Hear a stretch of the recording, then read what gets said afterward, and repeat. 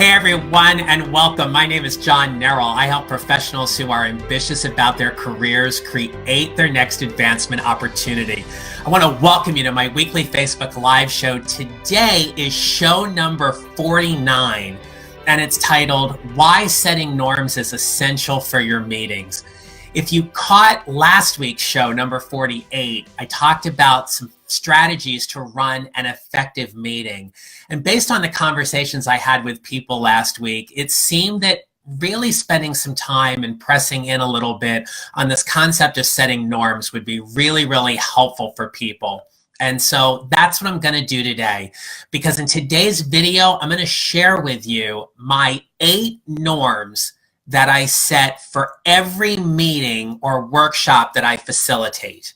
I'm going to walk you through the importance of each one, and I'm also going to give you a strategy for how you can go about setting norms for your meetings as well. If you haven't had a chance to check out my website real quickly, you can go to johnnerrell.com. There I have a wonderful resource for you called 3 Steps to Creating Your Next Advancement Opportunity without feeling overwhelmed. You simply fill out the form and give me your email address in order to get the workbook, and that puts you into my email community where I email everyone Monday, Wednesday, and Friday at 8 a.m. All right, so we're talking about norms, and the importance of norms is so that everybody knows how to play in your meeting. And it's so important for you as the facilitator to set these norms, but it is essential for the people in your meeting to know exactly what you mean by the norms you have set. That means you've got to define them, you have to give an example of it, and you need to be very, very clear on why setting those norms is important in order for you to have a productive meeting. I remember the first time I was ever in a meeting when someone set norms. And I literally looked around and I was like, are you kidding me with this? Like, I'm not a kid in elementary school. I know how to behave in a meeting. And what I learned from that whole experience was it wasn't about me. It was about everybody in the meeting, and that included the facilitator. Because having these common ground rules, if you will, really just let everybody get on the same page about what the behavior was to be like in the meeting. And the more meetings I went that were facilitated by this colleague, the more I realized that her meetings were efficient, effective, productive. People knew how to have conversations within the meeting. And quite honestly, I never loathed going to her meetings. I really enjoyed it because we just kind of knew how to play. And you'll hear me say that a lot about knowing how to play, but to me, it just makes meetings a little more fun, right? If we think about playing, think of playing, it's all about having more fun, right? So why should we dread going to a meeting? Let's just be really, really clear on what the ground rules are. So I'm going to share with you today these 8 norms that I set for every meeting or workshop that I facilitate. I set them because they are what works for me. And it's important for any group that I speak with or any team that I work with that we have a set of norms to go by. I'm going to tell you, though, that I would not recommend you throw these 8 norms at everybody at your next meeting. Pick one and gradually build on them. The reason you want to do that is your norms are specific for your group that you're working with. And so you want everybody to get buy-in and be a part of the norming process in what's expected. When you have that buy-in, anybody else who joins your meeting, everyone else is going to be able to tell them what the norms are, and they're going to hold them accountable. Norms are all about keeping us accountable. And one of the things I always tell the people in my meetings or workshops is that once we agree on a set of norms, that means I get to hold you accountable for them, and you get to hold me as well.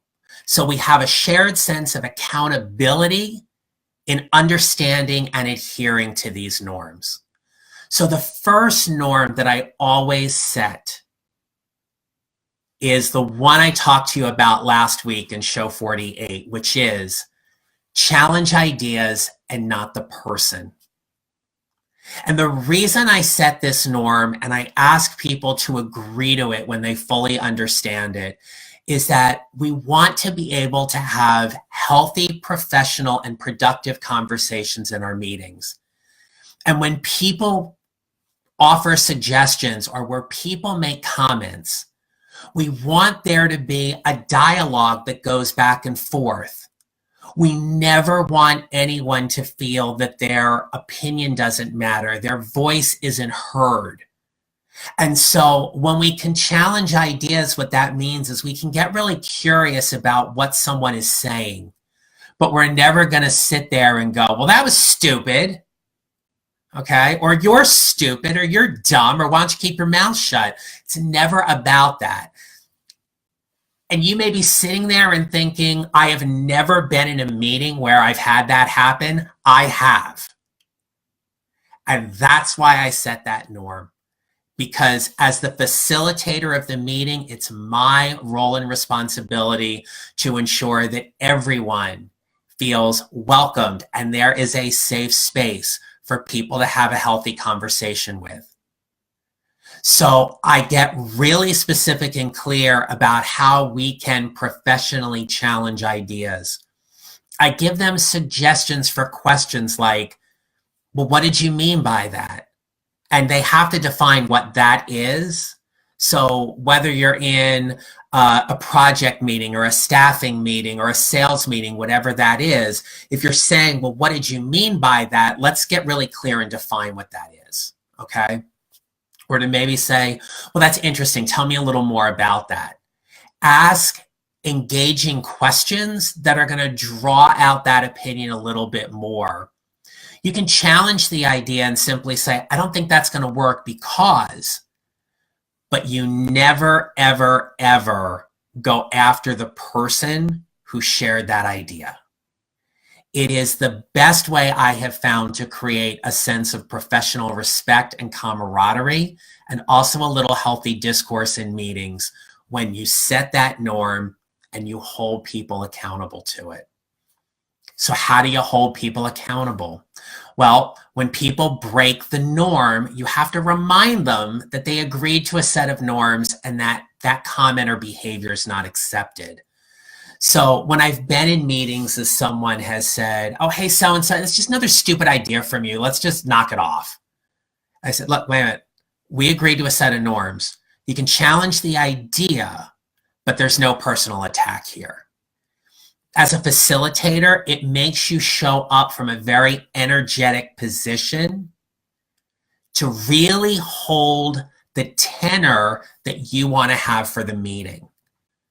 But you have to hold them accountable. The minute someone breaks a norm and you don't hold them accountable, the group doesn't trust you.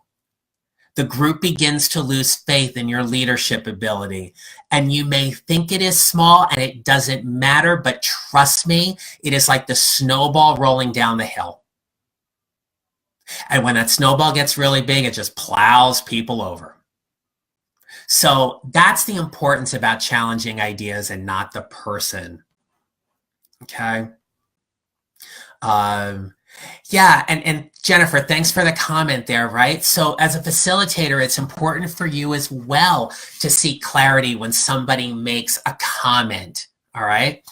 And in that, whether you choose to play devil's advocate or just get really curious, whatever that might be, that's a great way to keep the conversation going around that particular idea. So thank you for that. I appreciate that. Some of the other norms I set are things like this. I always set a norm that one person speaks at a time. Now, there's a very personal reason I do this, and that's because when I was young, when I was 6 years old, I had suffered a hearing loss, and I had two corrective surgeries with the tubes in my ears to get my hearing back to normal. But for whatever reason, I pick up very particular sounds in a room. Like if I'm in a room where there's fluorescent lighting, I always catch that humming from the lighting. I pick up side conversations really easily where it is very distracting for me to focus. So I always tell people that. I'm like, look, I ask you that only one person speaks at a time to minimize those side conversations because it really helps me focus. And if we're going to be spending this time together, I want to be at my best for you. And when there's a side conversation going on, other people around you are more likely going to be distracted as well. So can we agree that we're only going to have one person speak at a time? And I ask them to agree to all of the norms that we set, okay? Another norm I set is for people to be curious and ask questions. I want my meetings and workshops to be a dialogue. Meetings, as we talked about, are all about sharing information. I talked last week about education and inform and support. So I want people to ask questions. I want people to make sure they have all the information they need. And the next norm falls right into that, which is about being present and engaged. I used to go to meetings in a couple of organizations where I worked, and people would bring their laptops to the meeting. And it was very apparent that they were not taking notes from the meeting. They were doing other work. And they were doing work because they had a deadline or because they needed to get stuff done because it was a late afternoon meeting and they didn't want to stay late. And so they would come into the meeting and they'd flip open their laptop and they would just start working while the meeting's going on. Well, there's a couple of things about that for me. So one, there's no way you can be fully present and engaged if you're multitasking like that. There's just no way. The second thing is you've communicated to everybody else that your work is more important than the meeting. So I've actually asked people to leave. I've asked people to leave and I've had a one-on-one conversation with them and simply said, you know what, when I call a meeting, I need you fully there and engaged. And that means you're not doing other work. And if there's a problem with you attending the meeting and getting your work done, that's another conversation. But in my meetings, we set a norm that everyone's present and engaged, and that means you're not doing side work. That can be a difficult conversation to have with people, but I will tell you it gets people on the same page. And if they say something like, well, the meeting's an hour, you know what? Maybe we can knock off the meeting in a half hour if we're all focused and present. Let's see how that goes for a while. But it's really important that I set that norm about everybody being present and engaged because, yes, it's understandable people will mentally wander off from time to time. But if you set the norm and everyone agrees to it, it's a great way to pull people back when there's a diversion or somebody goes off on a tangent and simply say, look, we set a norm about being present and engaged. We have an agenda. Well, let's get back on track with that. Just a quick reminder. Another norm I set is about being open and responsive to new ideas. Sometimes we know in meetings or workshops, people will throw out an idea that you may never have thought about. And what I mean by this norm is simply not initially reacting to dismiss that new idea without giving it some consideration. In the example I used earlier, and someone simply saying, oh, that's stupid, and everything. Okay, well, that's not being open and responsive to new ideas. Let's really evaluate that before we start making a judgment about it. Because if we're closed and we're closed-minded to certain things, there's no way that we can really take that new idea.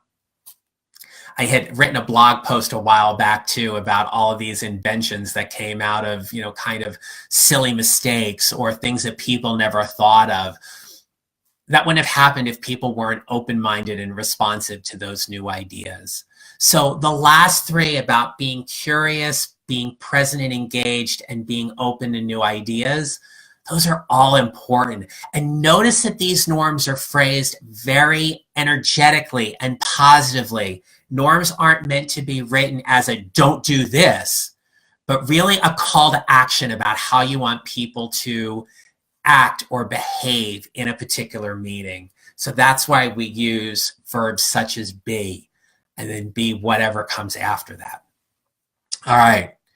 Another norm that I set for my meetings and workshops is about honoring the use of personal technology. Or actually, it's minimizing the use of personal technology. It's important for us to honor that technology is there, and it's there for a reason. Sometimes we might need to look something up that is helpful for us in the meeting to stay present and engaged. And I think it's important to honor that. I also think it's important that we minimize the technology as well. And by that, I mean the technology can be a distraction from staying completely focused on the conversation at hand. So if I'm sitting there in a meeting and I'm scrolling through my Instagram, or I'm scrolling through my email or LinkedIn, it may not be the best use of my technology. So let's minimize it. I think we all have to recognize too, we're all adults. I'm not saying it can't be out, but for me, I know if it's out, it's a distraction, so I always put mine away. So whatever it is for your meeting, however you run that, think about where the use of personal technology lives and what you're comfortable with, your meaning you and your team, in terms of where that personal technology sits and helps people stay focused. The seventh norm that I set is all about taking care of yourself. I was a school teacher for 16 years and I worked in education for 25. And one of the things that always frustrated me was that when I would go to a faculty meeting, if an administrator ran that faculty meeting, much like she or he ran their classroom when they were teaching full time. People need to stretch, people need to move, people might need to get a drink, and people might need to go to the bathroom during your meeting. It's not personal, it's just they gotta go. If you set the norm for people to take care of themselves, it gives them freedom to do what they need to do to help themselves. I can't sit for a really, really long time, so I might stand up and lean against a wall. I might need to stretch a little bit because I have some lower back issues, whatever that might be. Set the norm so people can take care of themselves. It is, to me, it's one of those norms that clearly communicates how you as a facilitator understand and professionally respect them as an integral member of your meeting. And lastly, number 8 is what else? You always want to open it up for people to set a norm that hasn't already been addressed. Or it might be something in particular for that group.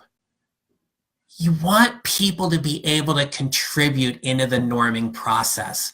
And if you remembered what I said earlier, I would never suggest to you that you take these 8 norms and immediately throw them into your next meeting. Start with 1. And if you have a set of norms, open up the conversation to adding a new norm that's in there. But when norms are set, and most importantly, norms are agreed upon and agreed to by everyone in the group, you know how to play. You know how to focus and be present and engaged and be able to get your meeting done. And anyone who's new to joining the team, you always want to make sure that they're informed of the norms ahead of the meeting And if they're not, take a few minutes at the start of the meeting to review the norms with everyone and talk about how they're important to the group's being productive.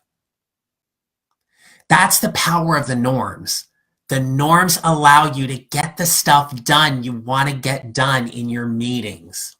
So whatever norms that you already have in place, congratulations, and it's awesome. And if there's something I've shared with you today that you want to add to your existing list of norms, go for it. And if you don't have norms that are set, then by all means, take one of these and implement it into your group. And after a couple of meetings, see what other norms you may want to create. Go back and revisit the norms from time to time and say, hey, are these still relevant to us? Do these still help us be able to get the work done we need to do? And most importantly, if you are looking to show up professionally and energetically as a leader, I believe hands down that setting norms is one of the most powerful ways you can communicate your leadership presence, is by setting norms at the start of your meeting so people know that this is important to you, and you hold them accountable and you welcome them to hold you accountable to the norms, and you will be on your way to building not only just a more effective team, but getting noticed for running really productive and effective meetings.